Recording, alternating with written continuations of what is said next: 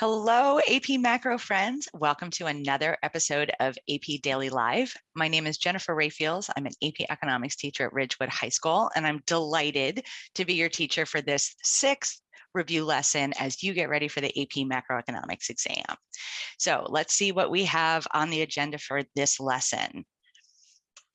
Today, we are going to be focusing on economic growth. It's kind of a putting it all together, big picture, thinking about what are we learning all of this for?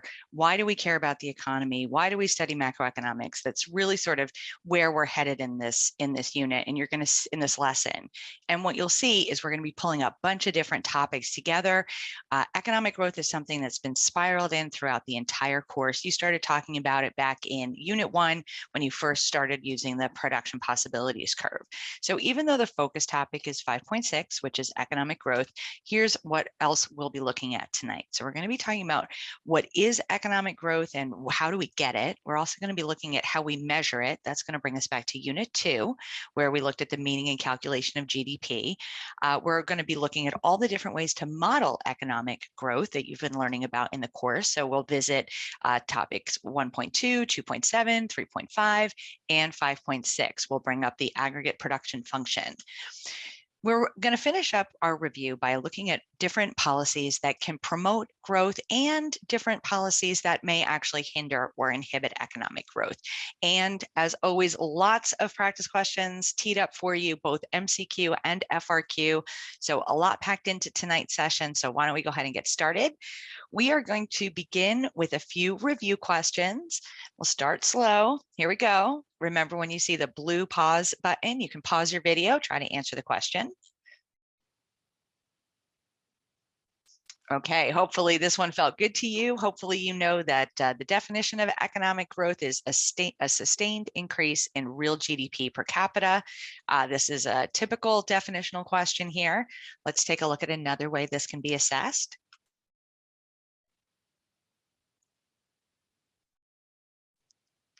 All right, is this bringing you back to your PPC? So you're being asked which of these models shows what economic growth looks like, and that of course would be answer choice A. So this is another definitional basic concept kind of a question. We can take a look at one more.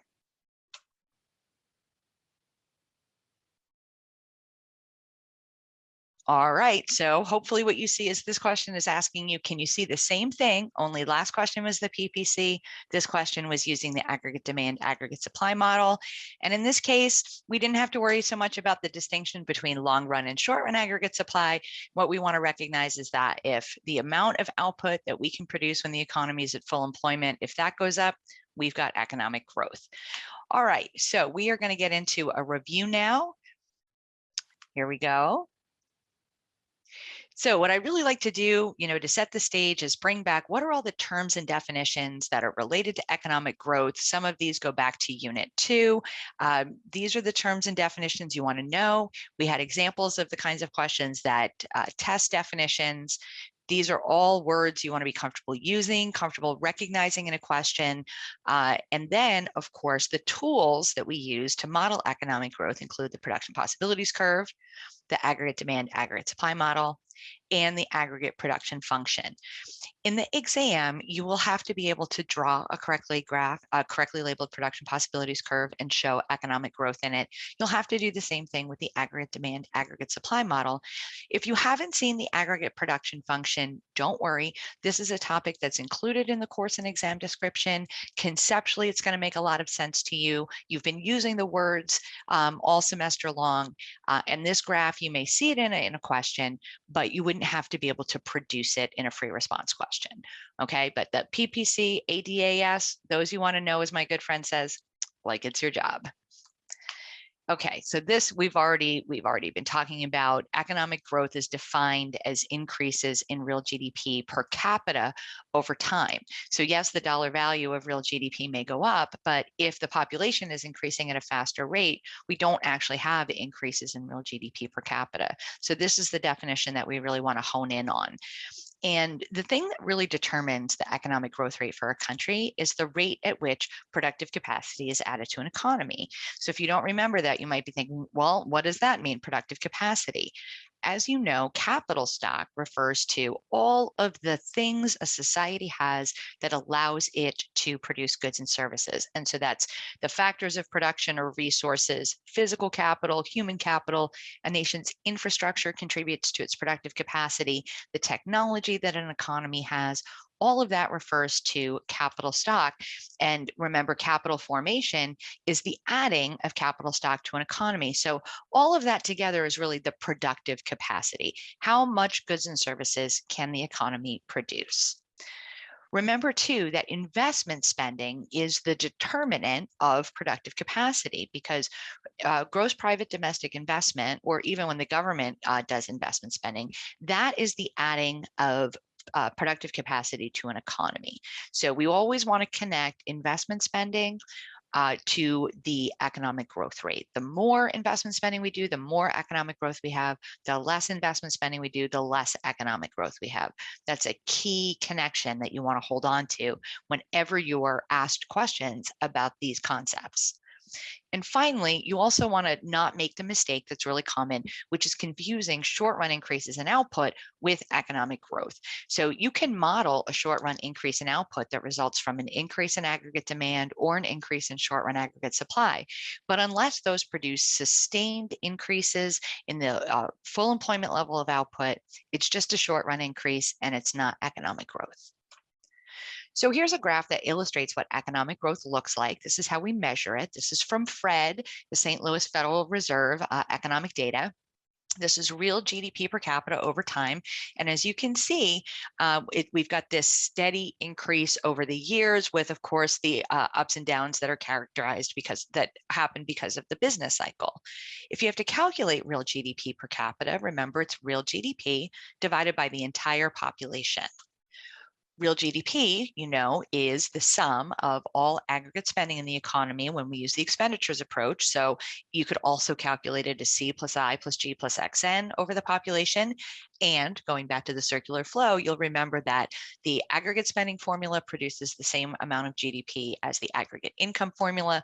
So we could also derive real GDP per capita as the sum of factor income in the form of wages, rent, interest, and profits divided by the population again. Those are all different ways of conceptualizing real GDP per capita, and this is the way we see it in a chart.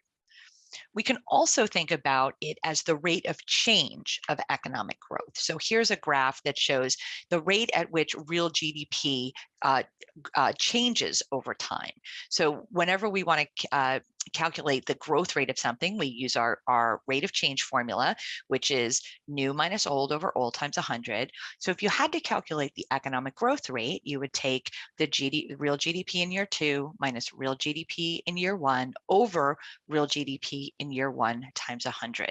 So if this year's GDP was $100 and next year's GDP is, if this year's GDP, last year's GDP was $100 and this year's GDP is $110, then our economic growth rate is 10%. So you want to be able to conceptualize both increases in real GDP per capita over time, as well as changes in the rate at which the economy grows. All right, so why do we even want economic growth? Why is it considered a good thing? So it is generally true that the higher a nation's real GDP per capita, the higher the standard of living is for people who live in that nation. Essentially, economic growth lessens the burden of scarcity for a society. So we know that, so as I said, the data shows that by and large, higher real GDP per capita, higher standard of living for a group of people. But we also learned back in Unit 2 that there are some limitations to GDP as the measure of economic prosperity. So don't forget, some of the limitations of GDP include that neither real GDP nor real GDP per capita tell us anything about the way income is distributed in a country. So even though real GDP per capita represents the amount of GDP per person in a society, that's not the way that the income of a society is distributed, right? It's just an average measure. And also, real GDP and real GDP per capita include things that we might not consider to be signs of increased prosperity, like increased spending on healthcare for chronic diseases. That would make GDP go up. It doesn't mean we're better off. And then, of course, the reverse is true. It may fail to include things that we would consider signs that our society society is better off. So these are some of the nuances associated with thinking about economic growth, why it is a good thing, why it is something that policymakers aspire to, but also, it doesn't tell us everything about how well an economy is doing. All right, so then what are the sources of economic growth? How do we make it happen in an economy? So you'll remember back when you learned the production possibilities curve, we have a way of representing the combination of capital goods and consumer goods that an economy can produce if all of its resources are fully employed. And what you learned back in Unit 1 was that an increase in the amount of resources, more natural resources, more workers, more physical capital. If we have more resources, we can get economic growth. That is something that would shift the PPC out, right? And that's how we show economic growth using the production possibilities curve. But any factor that allows us to increase our productivity increases the amount of output that we can get with a given amount of resources. That's going to cause economic growth as well. So if we have technological advancement that allows us to get more output per worker, increases in physical capital, increases in human capital, these are things that allow us to get more productivity out of our existing resources. That causes economic growth too. We can show it in the aggregate demand, aggregate supply model by shifting the long run aggregate supply curve to the right. So what we see is that with LRAS1, that's the level of full employment GDP the society has. LRAS2 to the right shows a higher amount of real GDP at full employment. That's how we model economic growth in the ADAS model. So how do we get increased productivity, right? If that's the thing that we want, what are the things that help us achieve it? Again, the definition of productivity is output per worker. How much output can each worker in society produce? And the determinants of productivity include, as I said, technological advancements. I mean, imagine what happened to the productive capacity of the economy when electricity was invented.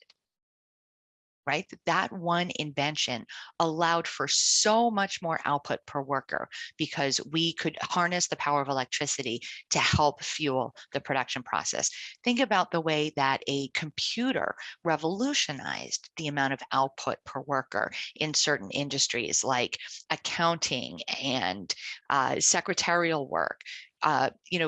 Simple technological advancements can have dramatic impact on economic productivity in a country. As you also probably remember, the amount of physical capital per worker increases productivity, as does human capital per worker. And I'm sure at this point you can very well distinguish between human capital and physical capital. Human capital refers to the amount of education or job training and knowledge and skills and experience that employees have. Human capital isn't the number of workers, it's the knowledge and skill of the workforce. So these are the determinants of productivity, and we can model this using the aggregate production function.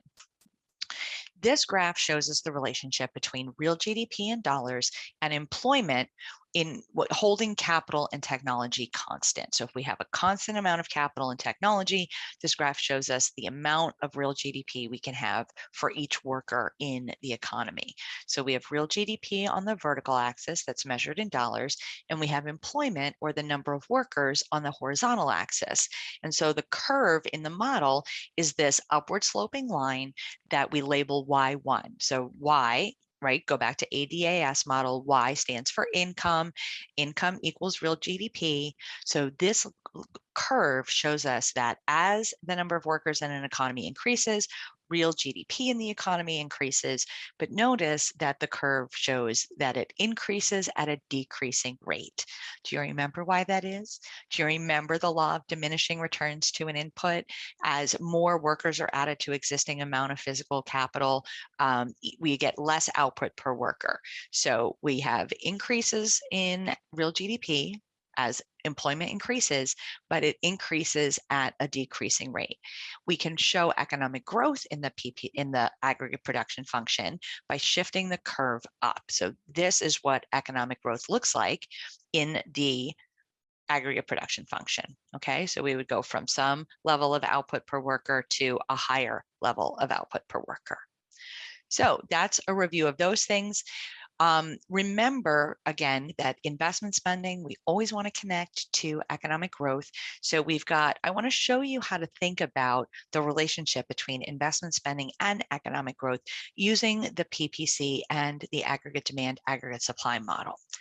So let's assume that we are producing some combination of consumer goods and capital goods that allows us to maintain a constant amount of real GDP in the economy. So if we want to be able to produce the same amount of goods and services next year as we're producing this year, we need to produce some capital goods. You'll remember learning about depreciation, which is the rate at which capital wears out. So if we don't produce any capital goods at all, if all we produce is consumer goods, our PPC is actually going to shrink, because as some of our physical capital wears out, we get less output. So all else equal, if we're not producing at least some capital goods, at least enough to replace our capital stock as it depreciates, then we aren't going to have economic growth at all. In fact, we're going to have a decrease in the amount of real GDP that we can produce. But let's assume that we're producing at least some capital goods, enough to get at least the replacement of our capital as it depreciates, and that would be associated with some amount of real GDP per capita. Let's say it's $10,000 per year. Okay. If, as a society, we produce more capital goods than consumer goods, right? If we move up to a new point on our PPC, we have to give up some current consumption, right? But if we increase the number of capital goods that we're producing, then we can add productive capacity to our economy each year, and that's how we get economic growth. So let's say that that green dot represents the amount of capital goods that we're producing to sustain a 5% economic growth rate. That means that our long run aggregate supply curve is going to shift to the right by 5% each year. So if we go from 10,000 this year and we have a 5% growth rate, then next year we'll have 10,500. Let's say we produce even more capital goods and we move to a combination of consumer goods and capital goods associated with 10% economic growth. Well, then our LRAS curve would be shifting to the right at 10% per year. Each year we would have 10% more real GDP than we had the previous year. So we would have, let's say, from 10,000 in, assuming if we start at 10,000 and we go to 11,000 in real GDP per person, then we have had a 10% economic growth rate. So today's investment spending is tomorrow's productive capacity, right? It's tomorrow's long run aggregate supply. So hopefully this helps you see that connection, because this is very commonly assessed in the AP macro exam, this relationship between investment spending, capital formation, and economic growth. So you really want to understand it. And also, to be a citizen in this society, you want to be in a position to evaluate your policymakers or people who are running for office and determine whether or not you think that their proposals for the economy are going to get the economic outcomes that are important to you. So this is the relationship between investment spending and economic growth. So let's talk now about policies that you've learned about in this course that are associated with economic growth. If technological advancement, increases in physical capital per worker, and increases in human capital per worker, if those things promote economic growth, then there are public policies that the government can institute that can help advance those things. So let's talk about technology. The government can subsidize or offer tax credits to firms that engage in research and development. R&D is one way that we get technological innovation. The government can also spend money on programs through government agencies that lead to technological innovation. I am sure that you've learned in your US history classes about the importance of the space race to the United States economy. The technological and computing developments that came out of the space race ended up having enormously beneficial commercial applications and led to a lot of economic advancement in the United States. So those are just two examples of policies that can promote technological advancements. The government can also subsidize or provide tax credits to firms that engage in investment spending on physical capital. The government itself can spend money on infrastructure, which of course refers to roads, bridges, ports, tunnels, dams. Those are the kinds of things that allow goods and services and raw materials to be moved all around the country. The government spending on infrastructure increases the productive capacity of the economy. So finally, when it comes to human capital, there are all kinds of ways to incentivize firms to increase the amount of education and job training that the workforce has. Subsidies and tax credits, again, incentivize firms to do that. And then, as I'm sure you know, the government also spends a lot of money on education and job training programs, which adds to the human capital of the workforce. So these are some examples of public policies that can promote economic growth by advancing those factors that influence productivity. You've also learned in Unit 5 about supply side fiscal policies. And so we can think about increases in short run aggregate supply. Those that are permanent tend to pull along the long run aggregate supply. So if we have some technological innovation today that makes it cheaper and easier to produce goods and services, short run aggregate supply goes up. But in the long run, right, when wage and price agreements expire, instead of short run aggregate supply shifting to the left, long run aggregate supply shifts to the right. So we can, if we have increases in short run aggregate supply that become a permanent part of the economy, that can contribute to increases in long run aggregate supply, which is economic growth. So that's the premise behind supply side policies. So government policies that impact the amount of resources and the productivity of existing resources are considered to be supply side policies. So people who advocate for supply side policies assert that any policy that makes it cheaper and easier to start or operate a business can increase real GDP in the long run. And they tend to advocate for things like this: corporate or business income tax cuts, corporate profit tax cuts, and deregulation, with the argument that if it makes it cheaper and easier, then that's going to increase long run aggregate supply in the long run.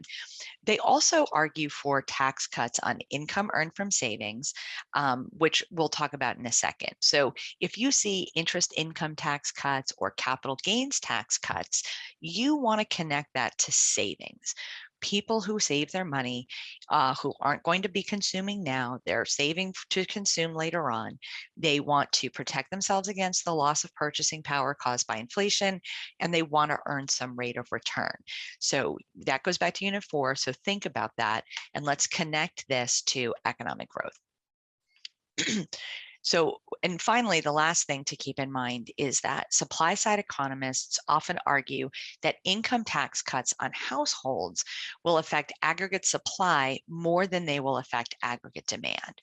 So for most of the course, when we see a tax cut in a question, we're thinking, oh, this is designed to affect aggregate, this is designed to affect the amount of disposable income, which affects the amount of consumer spending, which affects aggregate demand. Supply side economists argue this: all else equal, lower income taxes lead people to work more.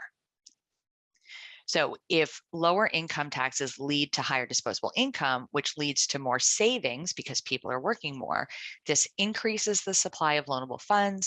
This lowers the real interest rate. That is going to lead to an increase in investment spending, and that's going to promote capital formation, which is the basis for economic growth. So that's the supply side policy in a nutshell. That is not the focus of the course, but it is something that you want to be familiar with. Okay, so if we cut income taxes on households, people work more, they earn more money, they save more money, real interest rates goes down, investment spending goes up, we get more capital stock, we get higher economic growth rates. So that's the basic supply side argument in a nutshell. The thing I just want to remind you of, though, unless you're very explicitly told in the question with keywords related to businesses, corporations, you want to think of a tax cut by and large as something that's going to be a demand side policy, something that is designed to affect consumer spending by increasing or decreasing the amount of disposable income that a household has.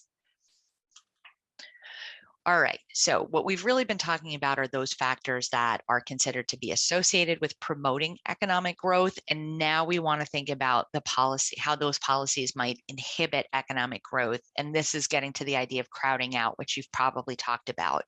So remember that most investment spending is done with borrowed dollars. And I want you to think about this. if for most firms, like if you think about the building of a brand new factory, right, that could cost billions of dollars, firms by and large go to financial markets and they raise the capital, financial capital, in order to be able to, build a new factory, buy new assembly lines, stock their production facilities with automation, right? That requires borrowing. But even if a firm has all of the money sitting in their bank account, right? When firms are deciding whether or not to engage in investment spending, they're always looking at the rate of return on that spending. How much do they anticipate being able to return on that spending? When interest rates are high, right? If firms have a lot of money sitting around and they can decide whether or not to build a new factory or just earn interest by keeping it in the bank, they may just keep it in the bank. So regardless of whether or not investment spending is done with borrowed dollars, the real interest rate drives investment spending. The higher the real interest rate, the less gross private domestic investment. The lower the real interest rate, the more gross private domestic investment. So economic policies that affect the real interest rate are going to affect gross private domestic investment, and therefore the rate at which productive capacity is added to the economy, and consequently the long run economic growth rate. So those are a lot of links in the chain, but it's an important chain and one you want to be able to articulate. So another topic in Unit 5 that you want to be able to work with is the ability to think about a systematic approach to simultaneous fiscal and monetary policy. So let's review our monetary and fiscal policies really quickly. We know that expansionary fiscal policy is either increases in government spending and transfers or decreases in taxes. We also learned that anytime the government engages in expansionary fiscal policy, whether it's starting in a surplus, starting with a balanced budget, or starting in a deficit, that expansionary fiscal policies are going to move that budget balance towards a deficit, either by increasing the demand for loanable funds, which results in either an increase in demand for loanable funds or a decrease in the supply of loanable funds. Both of those would lead to an increase in interest rates. This is what may cause crowding out. So crowding out is the decrease in gross private domestic investment, which results when increases in government borrowing drive up the real interest rate. If crowding out happens, we get a decrease in gross private domestic investment, which is a decrease in the rate at which capital formation occurs, which will cause a decrease in the long run economic growth rate. So expansionary fiscal policy is designed to increase aggregate demand, which increases a real output, lower the unemployment rate, and leads to an increase in the price level. It will also, if crowding out occurs, cause an increase in interest rates, which causes a decrease in long run economic growth. Now, if we add expansionary monetary policy to it, we get this offsetting effect. So expansionary monetary policy is also a demand side policy, refers to policies undertaken by the central bank to reduce interest rates. So expansionary monetary policy with lower interest rates, that's going to increase investment spending, that's going to increase interest rate sensitive components of consumption, designed to increase aggregate demand, which has the same effect on the economy as expansionary fiscal policy. Aggregate demand goes up, real GDP goes up, unemployment goes down, and the price level rises. If we have expansionary fiscal and monetary policy, aggregate demand is going to go up. We can say with certainty what's going to happen to real output, the unemployment rate, and the price level. However, since the expansionary monetary policy makes interest rates go down, it's going to have that offsetting effect of the expansionary fiscal policy when it comes to interest rates. So the change in interest rates is going to be indeterminate, as will the change in long run economic growth. So you see that? Expansionary policy is designed to increase aggregate demand and everything that goes with that, but expansionary fiscal policy, when crowding out occurs, causes increases in the real interest rate, whereas monetary policy causes decreases in the real interest rate. If we don't know which one is stronger, we can't say with certainty where interest rates or long-run economic growth is going to end up. So let's take a look at an example. This is the 2018 long FRQ. It's question number 1. I'm just showing you part D. You don't have, so I just want you to read this question, pause your video, and think about how this is assessing what we just talked about.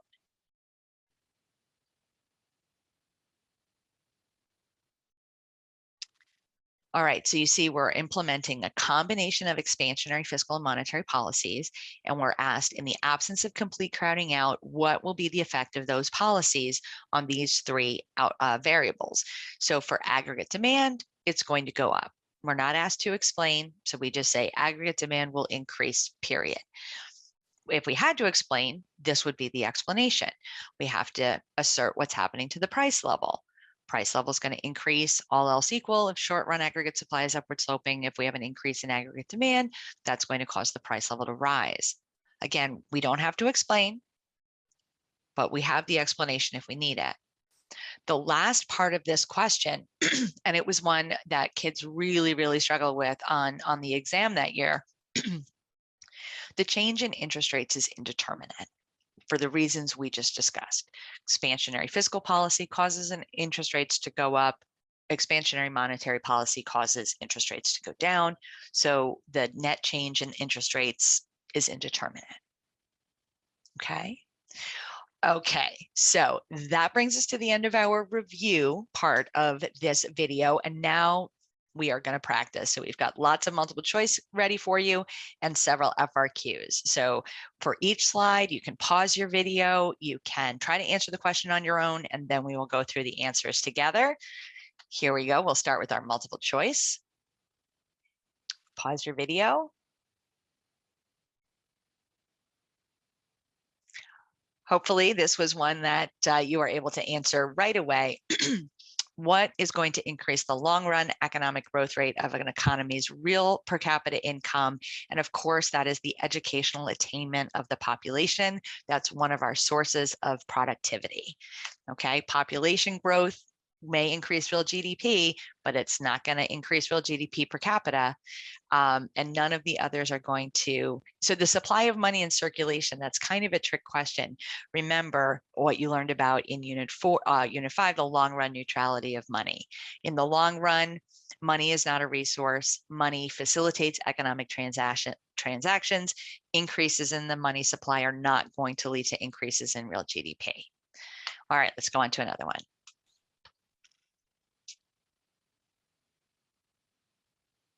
Again, we're getting at what are these sources of increases in real output over time in the long run. So a decrease in the labor force participation rate, that's going to cause a decrease in real output in the long run, an increase in the velocity of money. Again, money has, think about the long run neutrality of money when it comes to economic growth. Open market sale of government bonds, that is designed to be expansionary, but again, that's monetary policy. We're increasing money, but we're not increasing the number of workers, the amount of resources or productivity. That's not going to cause economic growth. An increase in immigration from abroad, though, that's adding more workers. Workers are a resource that would increase real output in the long run. All right, you ready for another one?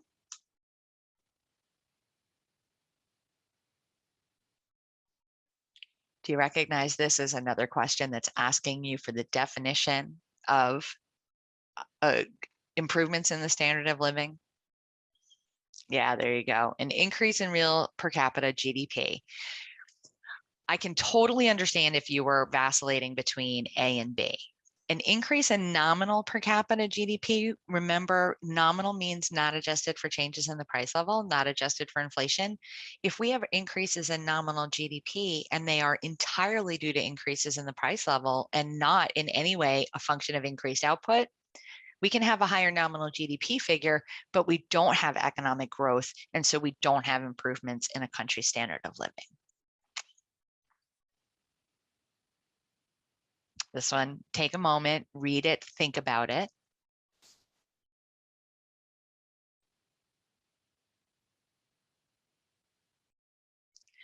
All right, my guess is that you came down to A and B because you recognize that investment tax credits can be associated with economic growth. But in this case, we're told that country A's growth rate is higher than that of country B. So if country B's government gave more investment tax credits, well, then country B would be likely to have the higher growth rate. So since we're told as country A, B is the right answer. The labor force of country A is becoming more skilled. That is likely going to be associated with increases in a higher economic growth rate. So go ahead and pause your video and work on answering this question, and then we'll go through the answers together.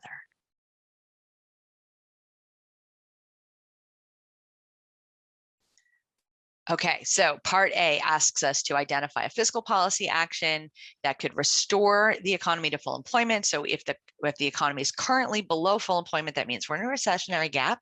That means we want expansionary policies. So the government could either increase spending and or transfers or decrease taxes in order to restore full employment. Then part B asks us to draw a correctly labeled graph of the loanable funds market to show the effect of the policy action on the real interest rate. So we have our loanable funds market with the real interest rate on the vertical axis and the quantity of loanable funds on the horizontal axis. We start with our equilibrium real interest rate and quantity of loanable funds. Our expansionary fiscal policy is either going to cause an increase in the demand for loanable funds as the government has to borrow to finance a deficit, or a decrease in the supply of loanable funds as the government spends down a surplus.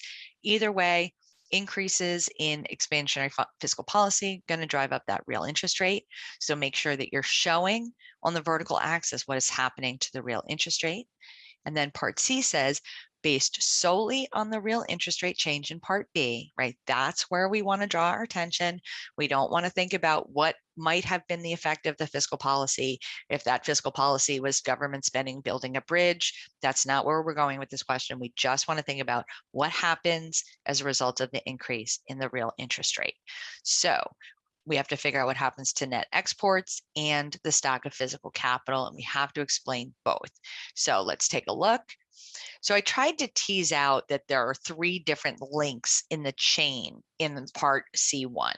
So net exports are going to decrease. So a higher real interest rate is going to attract capital inflow, right? It means people in other countries, all else equal, are going to find the financial assets in the United States or in the domestic economy attractive. People are going to increase their demand for the country's currency. That's going to cause it to appreciate. That's going to make domestic goods and services relatively more expensive to foreign purchasers. That's going to cause exports to decrease. So each one of those different colors there shows you a different link in the chain in explaining how real interest rates affect net exports. We also then have our typical question about real interest rates and the stock of physical capital. So we want to put the links into the chain in this response too. The stock of physical capital will decrease because the increase in the real interest rate is going to make investment spending more expensive. That causes firms to buy less physical capital, and that's going to cause the capital stock to decrease. So those are the links in the chain. That's what your explain points look like when you're trying to draw these connections between a change in real interest rates and net exports, or a change in real interest rates and capital stock. Ready for another one? So we are starting with the assumption that businesses are granted a tax credit for spending on spending for machinery. So we see machinery, we immediately think that's physical capital, that's investment spending. Firms are, if they get a tax credit for that kind of spending, then they are going to do more of it. So what is that going to do in the loanable funds market? You got it. It's going to lead to an increase in the demand for loanable funds, and that is going to lead to an increase in the real interest rate. So when it says show the effect on the real interest rate, make sure you're very carefully labeling your vertical axis, because that's what we're looking for. Can you show the effect on the real interest rate? Then it says, now assume that the tax rate on interest income from household savings is lowered.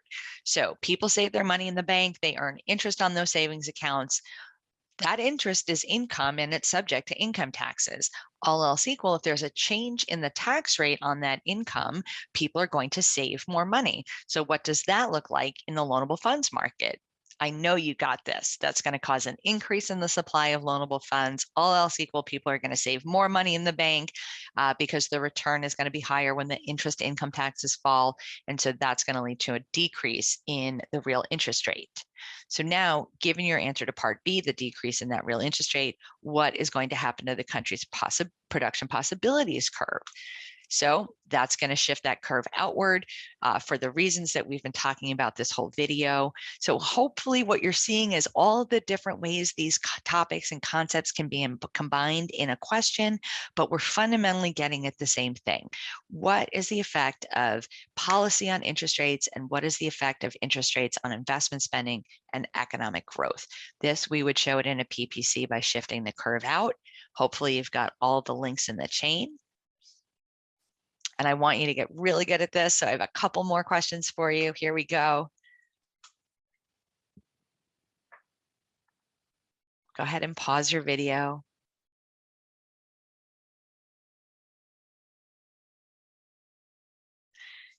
I hope you are starting to feel like a pro. After this video, we should be able to identify several sources of increases in labor productivity. Remember, that's output per worker. We get that with more technology, more human capital, or more physical capital. And then we start with the assumption that the economy is at full employment.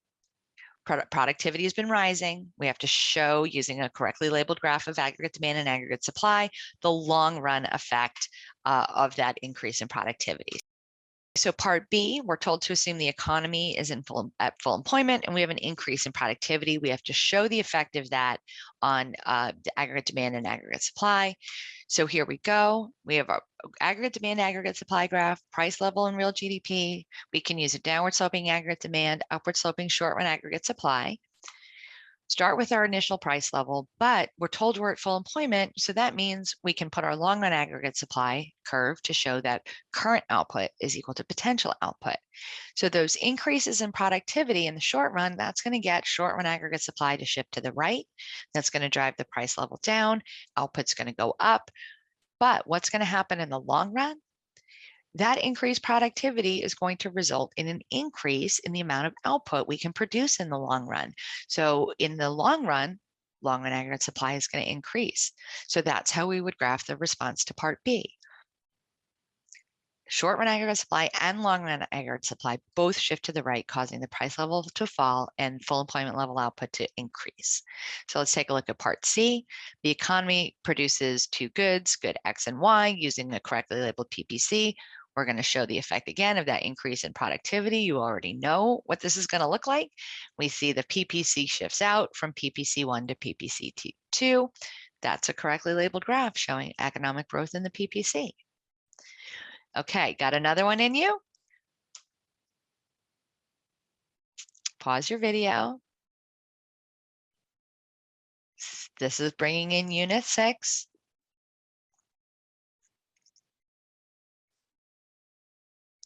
How did you do with this one?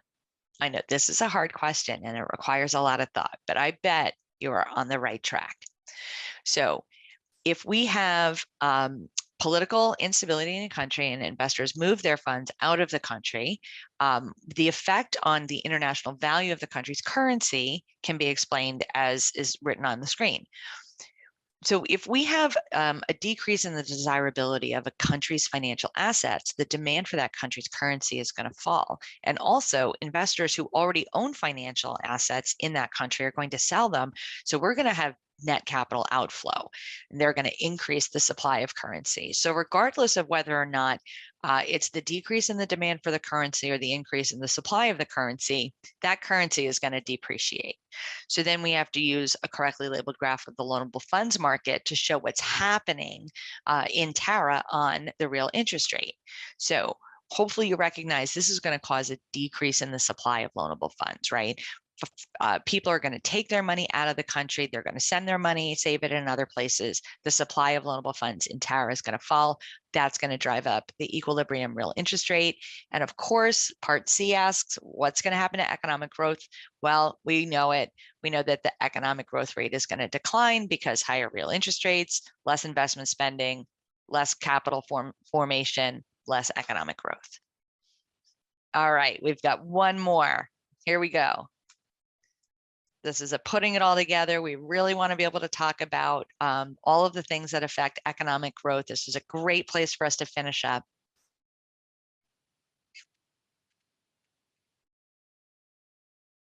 All right, we'll start with parts A and B. So a decrease in the labor force participation rate, that's going to cause LRAS to go down because the number of employed workers will fall, and so the full employment level of output will fall. Most of you probably said in response to part B that the long run aggregate supply is going to increase at a slower rate or fall due to the increase in the government deficit. So you went through the loanable funds market. You said increase in government deficit means more borrowing, real interest rates rise, and everything that comes from that. Now, an acceptable answer to this question, if you took a supply side approach, that reduction in personal income taxes would cause an increase in the number of people who want to work. That could increase long run aggregate supply by increasing the size of the labor force. So that was an acceptable answer. But more often than not, when we're looking at fiscal policies, we're looking at a reduction in personal income taxes or a deficit. We want to think demand side, and we want to think loanable funds. But you would not have been wrong if you had given a supply side answer to this question. All right, how about part C? A decrease in the quantity of inputs required to produce a unit of output. That is an increase in productivity, right? That's the definition of it. So that's going to shift long run aggregate supply to the right. Part D, we're giving our workers more human capital. That's a factor of source of productivity. That's going to increase long run aggregate supply. And then finally, an increase in the rate of savings, right? If more people are saving money, supply of loanable funds goes up, real interest rate falls. That is going to eventually lead to more investment spending, more productive capacity. Long run aggregate supply is going to shift to the right. All right, if you could do that one, you have got economic growth down cold. You are in great shape, ready to go into this exam. All right, so let's bring it all together. What should we walk away from this 6th AP Daily Live review lesson, knowing and feeling confident about? Increases in real GDP per capita over time constitute economic growth and is associated with improved standards of living. The sources of economic growth are more resources or more productivity from existing resources, very simply. Public policy can influence economic growth, and it can also inhibit economic growth. You want to be able to illustrate economic growth, analyze economic growth using the production possibility and the aggregate demand, aggregate supply model. And you should also be able to interpret a given production function, aggregate production function model, and answer questions about the sources of productivity. So hopefully after this review lesson, you feel super confident about all of these topics. You're going to go into your exam feeling great, knowing that you have the ability to show everything that you've learned this year. The fact that you're watching these videos, the fact that you're putting in all this time and effort into reviewing means that you are really invested in your future. Dare I say it, you really want to increase your human capital so that you can go out and you can be a force for good in the world. This is my last review lesson with you. Mr. Romano is going to bring it home in session 7 and 8. So I just want to take this opportunity to wish you good luck on the exam. Good luck as you finish up high school. Good luck in whatever your future plans are following high school. I'm so glad that you joined us for these videos, and I thank you for your time. Take good care, everybody. Thank you.